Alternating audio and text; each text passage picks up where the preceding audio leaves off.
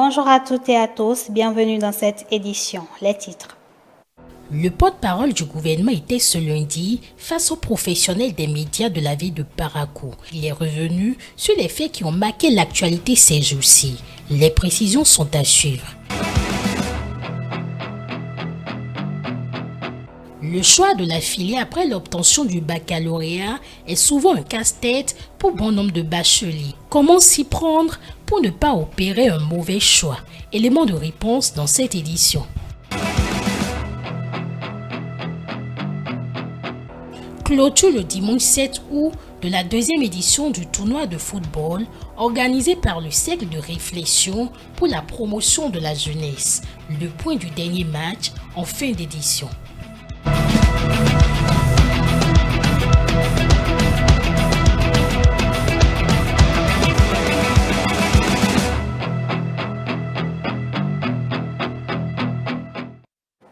Merci de nous préférer pour vous informer. Au lendemain de la conférence de presse qu'il a tenue à Cotonou sur les faits marquants de l'actualité, le porte-parole du gouvernement Wilfried Léon Ngouedji s'est rendu à Parakou pour le même exercice. À cette étape, il a apporté des clarifications sur les sujets qui continuent de faire polémique au sein de l'opinion. Compte rendu, Mathilde Sabi, Boris Arisso.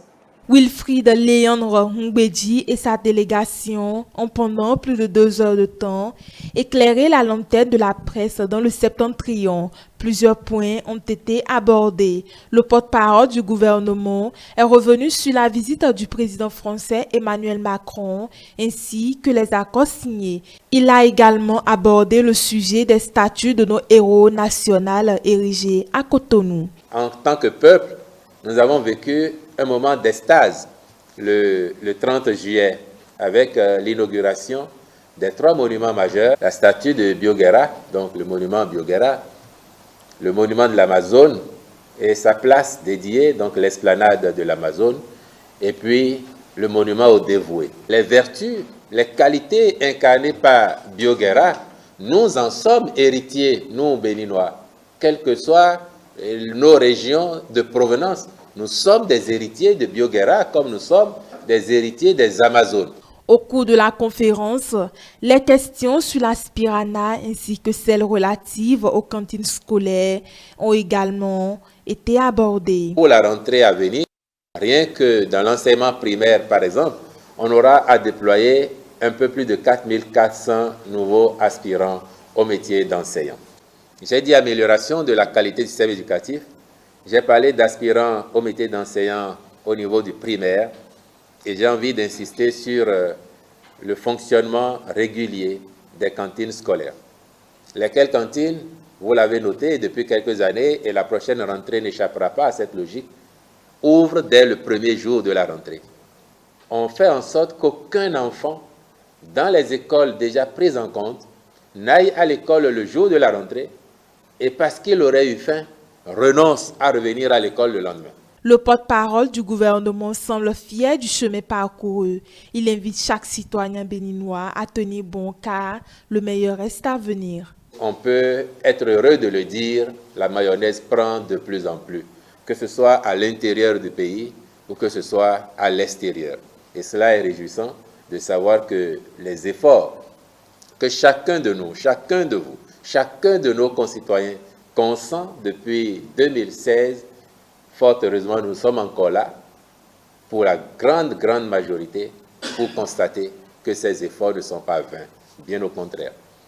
Les fruits sont de plus en plus éclatants, appréciés ici et ailleurs, même si l'on sait que le chemin il est encore long. Les professionnels des médias de Parakou ont eu droit à la parole après les propos du porte-parole. Ils ont à tour de rôle posé leurs différentes préoccupations auxquelles le porte-parole a donné des éclaircissements. La loi assigne aux communes la tenue de 2 registres des personnes physiques établies sur leur territoire, l'un pour les nationaux et l'autre pour les ressortissants étrangers. À l'issue du Conseil des ministres du 20 juillet 2022, les dispositions ont été prises en vue de la mise en œuvre de ces registres communaux des personnes physiques. Lors de sa dernière sortie, le gestionnaire mandataire de l'Agence nationale d'identification des personnes ANIP est revenu sur les implications de cette mesure. On l'écoute. Les députés ont interpellé l'ANIP pour dire, mais nous avons voté la loi qui a parlé des registres communaux depuis. Et qu'est-ce que vous en faites, même si vous venez d'arriver, mais qu'est-ce que vous en faites? Parce que c'est dans la loi. Nous avons travaillé dur et nous avons mis au point les registres communaux. Et le décret sur les registres communaux a été adopté. Je vais profiter de ce forum pour expliquer très rapidement la notion de registre communal.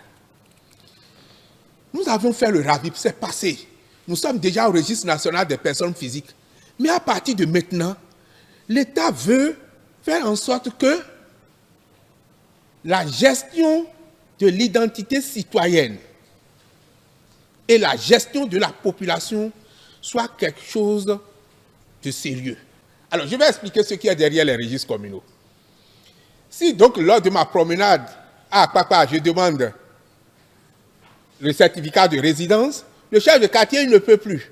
Mais lui va me donner un papier que nous voulons valider avec l'Agence et l'Association nationale des communes du Bénin. Le chef de quartier, lui, va donner un papier, parce que ce papier va être renseigné. Et si après, c'est un faux papier qu'il a donné, il va en répondre devant la loi. Il va donner un petit papier. C'est ce papier qui sera présenté à l'agence et à l'unité communale d'identification, qui est le détachement technique de l'ANIP près les mairies.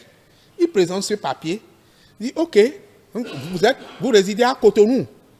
Quel arrondissement? Le papier est là. » On dit « Monsieur, nous ne pouvons pas vous délivrer un certificat de résidence parce que vous aviez déclaré que vous résidez à Djougou. » Il a dit « Non, je résidais à Djougou. Maintenant, je suis à Cotonou. » Ce que vous allez faire, vous allez d'abord déclarer que vous êtes maintenant à Cotonou.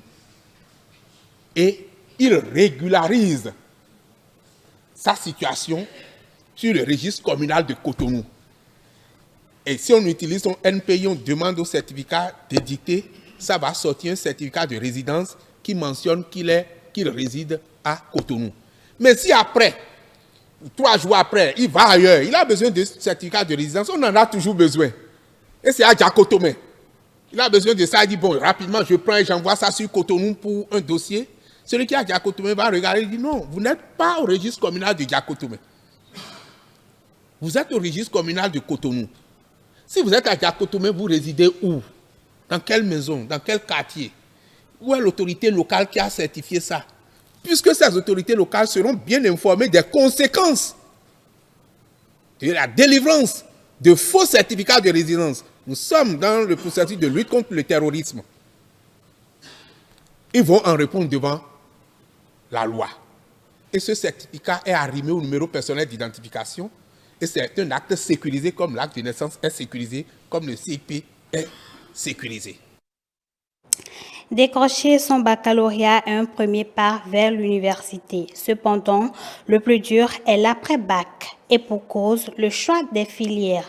Mieux s'informer sur les différentes offres de formation, car une filière mal choisie pourrait avoir des impacts désastreux sur la carrière professionnelle et la vie du nouveau bachelier. Comment s'y prendre alors après l'obtention de son premier diplôme universitaire? Suivons cet élément réalisé par Mathieu Boko et Isaac Mongbo. Wenceslas a réussi à décrocher le baccalauréat session 2022. Mais pour lui, le plus important reste déjà l'après-bac. Il pense au choix d'une filière. J'aimerais faire l'architecture sur le campus là-bas, s'il y a une filière pour ça. Et peut-être avoir une vie dedans. Parce que depuis le début, c'est un métier que j'aime bien. J'apprécie bien les architectes, leur travail et tout. Donc j'ai voulu faire l'architecture. L'orientation universitaire, une condition sine qua non pour Wenceslas, mais aussi pour Cécile. Et l'après-bac, je pense vers l'agronomie. Ça a été toujours ma passion d'être toute petite. À force d'aller au village, à voir ce que mes grands-pères mes cousins font, genre, j'aime ça en fait. Que la terre, c'est bon. Même si pour d'autres, il faut encore réfléchir à ce qui leur plaît et ce qu'ils ont plus envie d'approfondir, comme connaissance ou formation. Je me disais que j'allais faire la haute couture comme formation au campus, peut-être faire hôtellerie, restauration. Mais il y a beaucoup de choses qui me plaisent, mais je n'ai pas encore choisi ce que je vais faire au campus. Pour l'instant, maintenant, je suis un peu indécis sur mon choix. Je ne suis pas encore précis. Mais avec le temps et les conseils des parents, je sais que tout ira et puis je saurai faire le bon choix. À quelques mois de la rentrée universitaire, l'incertitude gagne encore les esprits de certains futurs étudiants. Entre incertitude et faire un choix, Nadine, qui ambitionne devenir une informaticienne incontournable, martèle. Je ne sais pas si c'est garanti, mais toutefois d'essayer et de voir. Essayer, même si l'horizon n'est toujours pas certain, mais une question, comment choisir sa filière après le baccalauréat? Autrement, comment s'orienter juste après l'obtention de son diplôme universitaire? Nous devons orienter les enfants sur plusieurs plans. Il faut d'abord étudier la compétence de cet enfant-là.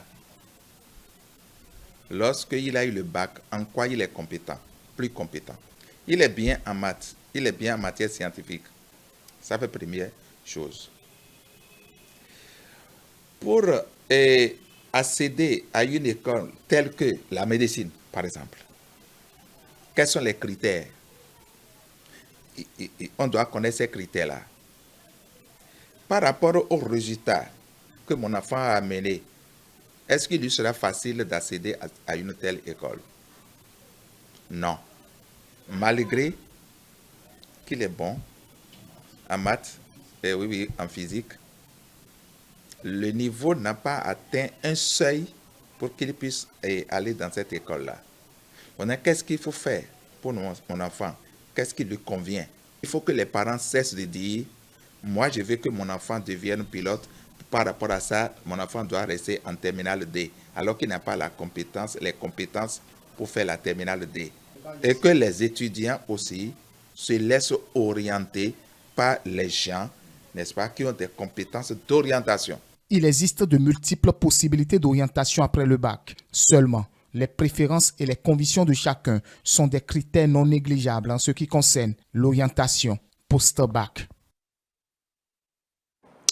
La jeune chambre internationale JCI Cotonou Soleil a tenu le samedi 6 août une assemblée générale extraordinaire. Point inscrit à l'ordre du jour, la validation du procès verbal de la deuxième assemblée générale ordinaire et l'accueil de 24 autres membres. Cette activité a été couplée avec la cérémonie de remise de certificats aux bénéficiaires du projet Jeunes Citoyens Actifs du Bénin. C'était en présence des membres de cette association, des anciens présidents ainsi que les parents et amis des adhérents. L'accueil de nouveaux membres au sein de la jeune chambre internationale Cotonou Soleil ne peut passer sous silence. C'est d'ailleurs ce pourquoi cette assemblée générale extraordinaire a été organisée. Au nombre de 24, ils ont décidé de faire partie de cette organisation. Tout en leur souhaitant la bienvenue, le président de la JCI Cotonou Soleil a exprimé son souhait, celui de les voir émerger et transformer. Vous avez accepté d'adhérer à une organisation pour vous voir vous transformer d'abord vous-même et contribuer à créer des changements positifs, à trouver des solutions durables dans nos communautés. Je pense que c'est d'abord un acte de courage que je voudrais féliciter, mais vous dire que ce n'est que le début. Pour avoir suffisamment ce retour, il faudrait que vous soyez assidus. Assidus, pas dans le sens strict du mot, mais il y a un minimum d'investissement continu à faire d'année en année. Fais-nous, c'est le nom de la promotion. Devant ses membres, parents et amis, les nouveaux adhérents se sont engagés à se conformer aux exigences de la jeune chambre internationale. Je le jure. Je le jure. Je le jure. Je le jure. Marraine, responsable à divers niveaux, ne peut s'empêcher de prodiguer quelques conseils aux adhérents. Tout engagement génère des compromis et il est évidemment beaucoup plus facile de rester soi-même en ne faisant rien. Je veux croire qu'à travers ces engagements que nous avons pris, à travers les échanges que nous avons eus, vous êtes prêts à accepter les compromis que généreront votre engagement jeune chambre. Le porte-parole des récipiendaires a, en son nom et en celui de ses pairs, rassuré de leur ferme engagement à se démarquer des autres promotions. Permettez-moi de paraphraser notre Nelson Mandela en disant que certaines générations sont appelées à être grandes. Chers amis, c'est peut-être le cas de la nôtre. Laissons donc s'épanouir en nous notre grandeur. L'heure a sonné pour nous de rayonner. Soyons d'authentiques grâces pour notre organisation. Cette assemblée générale a été couplée avec la remise de certificats aux bénéficiaires du projet Jeunes Citoyens Actifs du Bénin, un programme qui vise à former une nouvelle génération de jeunes leaders, entrepreneurs et soucieux du développement de leur communauté. C'est donc le lieu pour le président de cette organisation de repréciser le concept de ce projet. Nous avons démarré par le recrutement des jeunes, par un appel à candidature qui a connu près de 300 jeunes qui étaient prêts à être sélectionnés pour suivre ce programme de formation. Nous en avons sélectionné 17 et nous espérons que les années à venir, vous allez être vraiment, créer plus d'impact à travers cette formation que vous avez suivie. La cérémonie s'est achevée en toute gaieté avec la remise de certificats aux jeunes qui ont pris part à ce programme. Un élément sportif pour clore cette édition, phase finale de la deuxième édition du tournoi de football organisé par le Cercle de réflexion pour la promotion de la jeunesse CRPJ. Démarrée depuis le 2 juillet 2022, cette compétition a pris fin ce week-end sur le terrain CIFAS de Djefa. Suivez le compte rendu. La deuxième édition du tournoi Cercle de réflexion pour la promotion de la jeunesse, initié par Maurice Ahouansou, a connu son épilogue ce dimanche 7 août 2022. L'affiche de la finale a opposé sur la pelouse synthétique du stade de Djefa l'association sportive de Djerebé, vêtue de couleur cendre, à son homologue de l'AS Léopard en bleu. Au terme des 90 minutes de temps réglementaire, aucune des deux formations n'a réussi à faire trembler le filet de l'équipe adverse, et ceci malgré les multiples occasions obtenues de part et d'autre.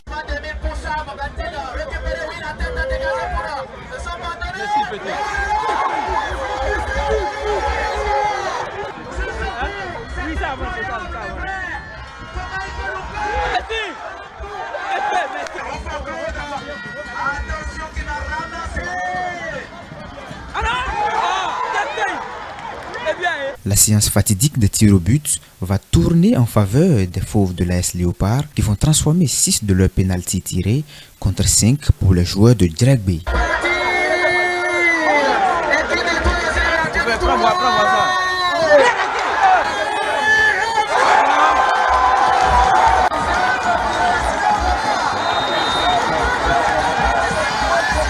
L'AS Léopard remporte donc la deuxième édition de ce tournoi au grand regret de son adversaire du jour. Les deux capitaines livrent leurs impressions à l'issue de cette rencontre. Je suis vraiment content parce que c'est la toute première fois et je remporte une finale et je suis vraiment content. Vraiment déçu. Ce soir, je n'ai pas le mot pour ce soir. Le promoteur du tournoi se dit fier de l'aboutissement heureux de cet événement et donne rendez-vous au public sportif pour l'édition prochaine. C'est un sentiment de joie, j'ai beaucoup apprécié. Nous avons suivi une très belle prestation et je prie le Seigneur afin qu'il puisse nous donner plus de moyens, qu'il puisse nous bénir plus afin que les années à venir nous puissions mieux faire. Le directeur départemental du sport de l'UEME, représentant le ministre des Sports Osvaldo Omeki, a adressé ses félicitations aux promoteurs du tournoi et à tout le comité d'organisation pour la brillante réussite de l'événement. J'avoue que mes sentiments sont les plus heureux. Et deuxième édition d'un tournoi privé et qui a dressé autant de monde et autant de qualité, vu l'organisation que j'ai vue sur place, montre combien de fois le promoteur et toute son équipe ont du goût, ont de la volonté et ont l'ambition d'apporter quelque chose au sport béninois, surtout au football. Faut-il le préciser, outre le géant trophée remporté par l'équipe victorieuse, plusieurs autres lots ont été remis aux joueurs des deux formations, mais également aux officiels des matchs et aux membres du staff de chaque équipe. C'est sur cet élément réalisé par Moucharaf Soumanou et Prudence Koussouron que prend fin cette édition. Merci de votre aimable attention. Retrouvez-nous sur l'ensemble de nos plateformes digitales, notre site internet, le www.etelebenin.com, notre page Facebook, eTélé en direct, notre compte Twitter, eTélé Live, notre chaîne YouTube, eTélé Bénin et en direct via notre application iOS et Android, eTélé Bénin tout simplement. eTélé avec vous, pour vous.